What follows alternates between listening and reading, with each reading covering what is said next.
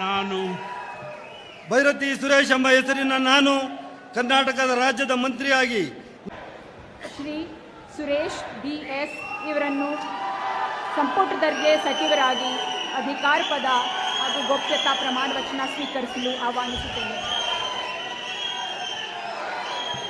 ನಾನು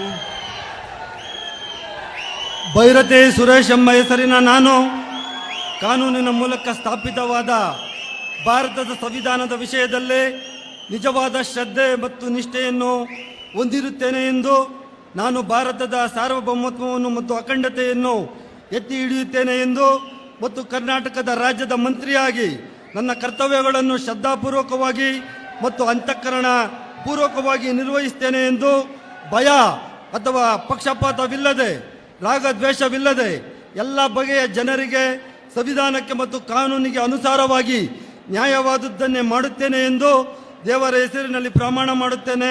ಶ್ರದ್ಧಾಪೂರ್ವಕವಾಗಿ ದೃಢೀಕರಣ ಮಾಡುತ್ತೇನೆ.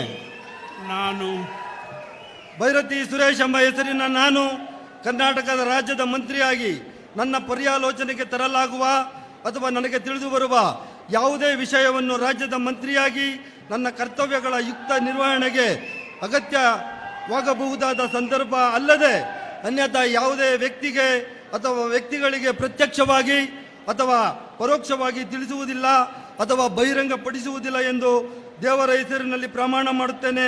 ಶ್ರದ್ಧಾಪೂರ್ವಕವಾಗಿ ದೃಢೀಕರಣ ಮಾಡುತ್ತೇನೆ.